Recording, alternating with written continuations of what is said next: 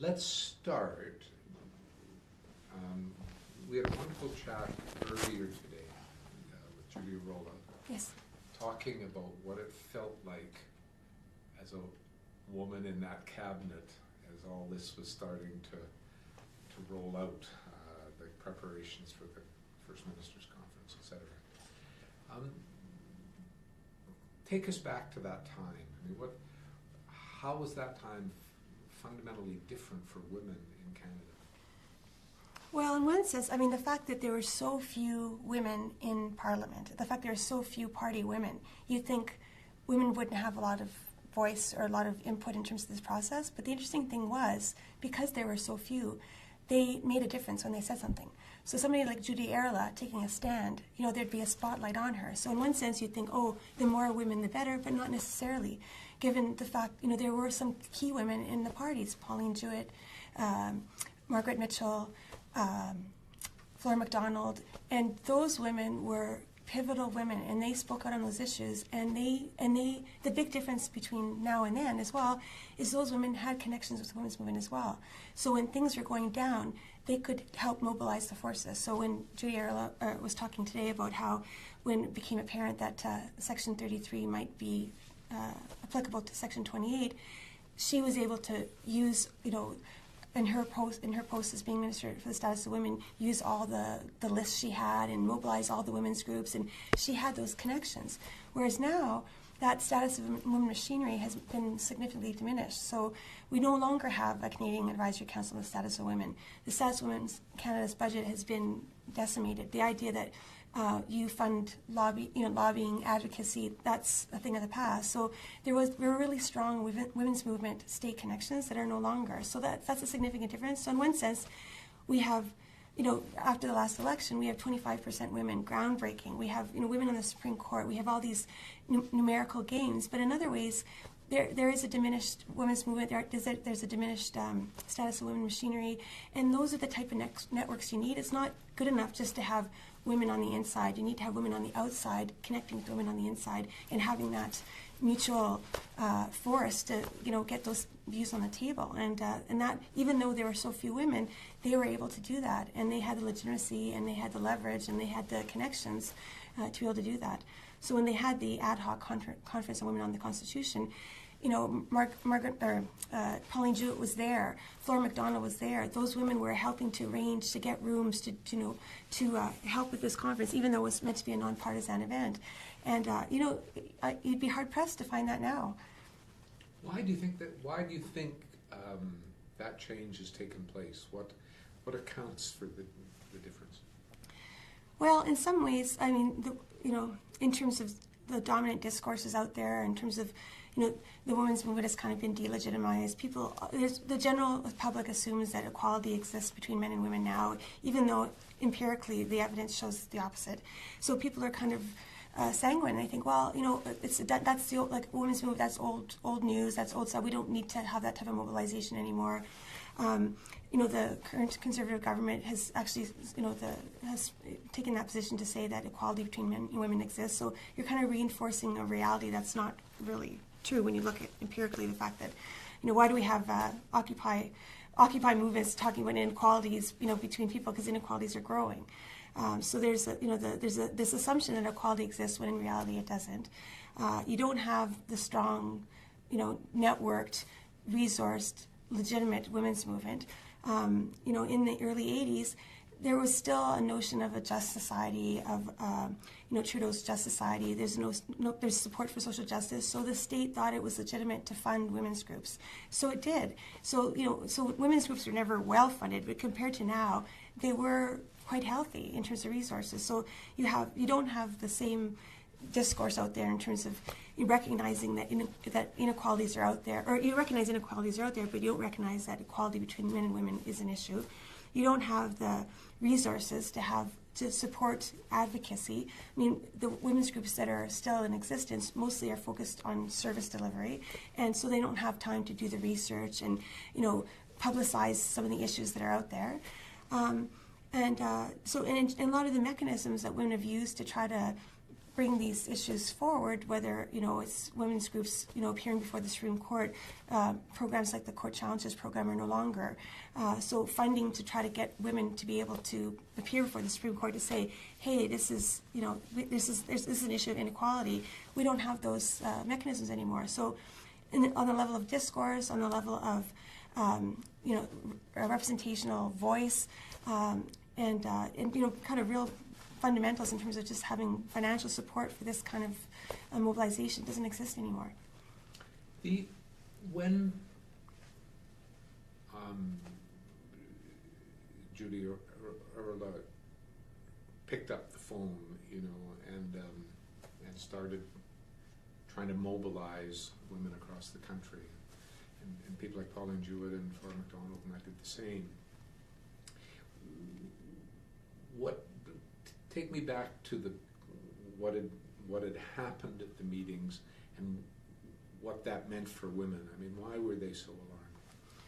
Well, it was sort of often described as a three-stage process. So first there was mobilization around Section 15 and trying to have a more substantive understanding of equality in terms of Section 15. So that was the first step.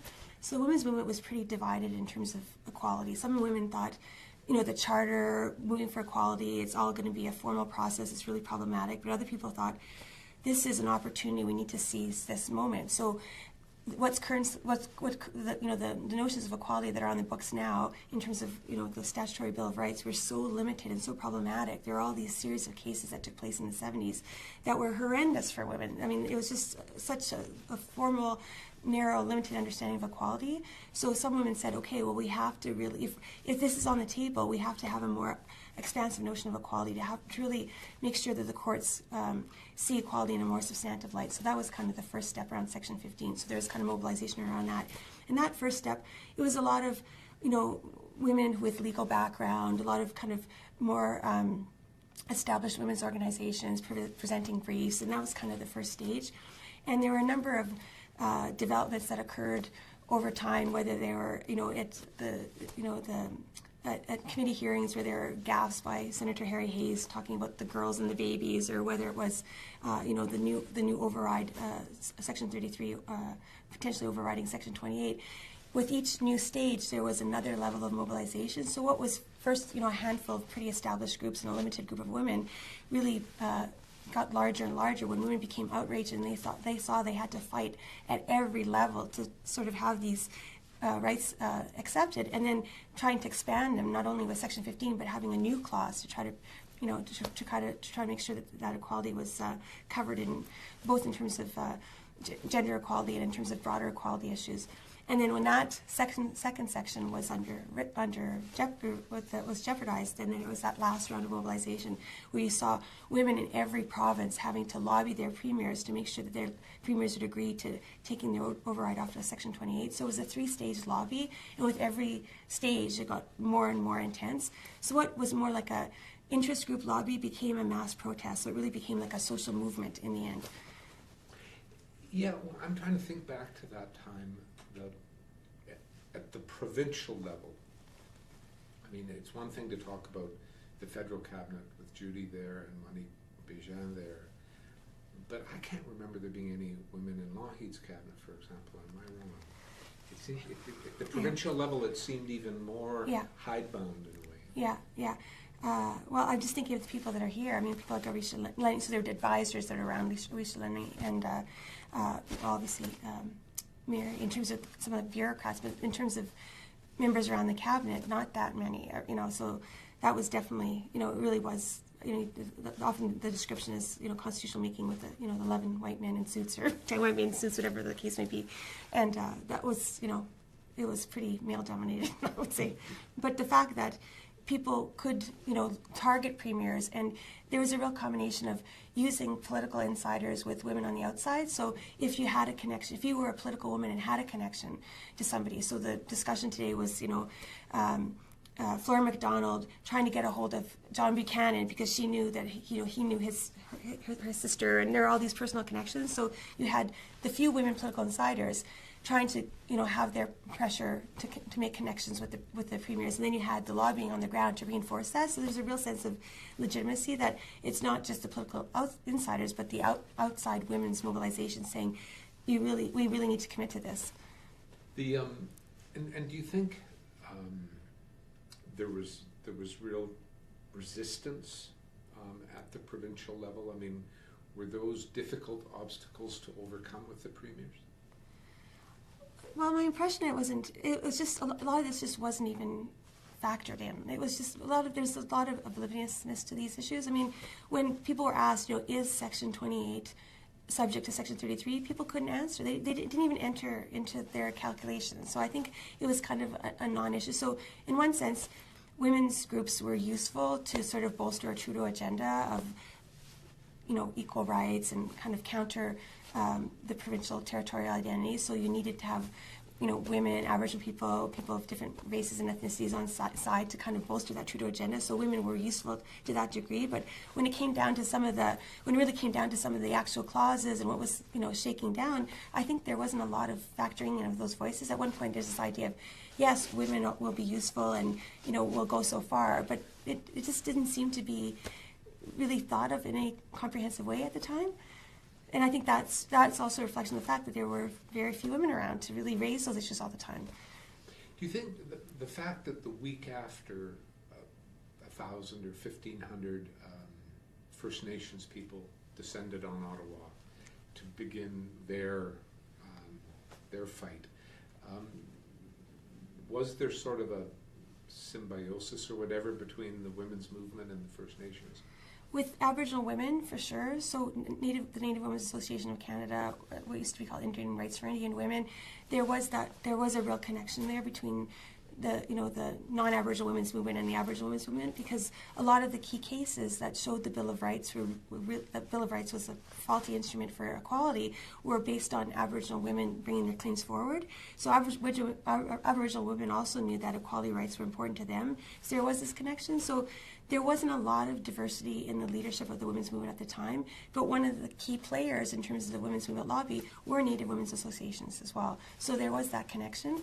And Native women, the Native Women's Association of Canada, for example, or the Indian Rights for Indian Women organization, the precursor to the Native Women's Association of Canada, there was tension between them and some of the male-led Aboriginal organizations. So they were kind of in between, trying to lobby for women's rights, but also being supportive of Aboriginal rights as well. So they were kind of, in a very difficult position. But there was a lot of work between Aboriginal women's organizations and the non-Aboriginal women's movement as well. And a lot of key organizations came out in support of women, and we saw that again years later with Charlottetown, for example, when the National Action Committee on the Status of Women was really grappling with, what position should they take on the referendum, and in part their decision was based on supporting the Native Women's Association of Canada, because they thought Native women's equality rights could be jeopardized under the Charlottetown Accord because the inherent right to self-government might trump equality rights. So NAC took this very controversial position in support of the Native Women's Association of Canada. That wasn't controversial. It was controversial to come out against the no side in the referendum. So there's a long history of that. And then the National Action Committee on the Status of Women wasn't really a prominent player in the early 1980s precisely because of some of those negotiations. And there were key women who were involved in NAC who were really wary and leery of the whole equality strategy, the charter, whether this is the proper way to go forward. And there was actually a brief in front of the Hayes-Royal Committee by the National Action Committee on the Status of Women, where they explicitly said, we're worried that this might do more harm than good to women. So they were very cautious about this charter strategy. So they weren't as prominent as other women's groups at that time, and then they became really prominent in Charlottetown, in East Lake and Charlottetown. The conference here, what you've sort of experienced so far,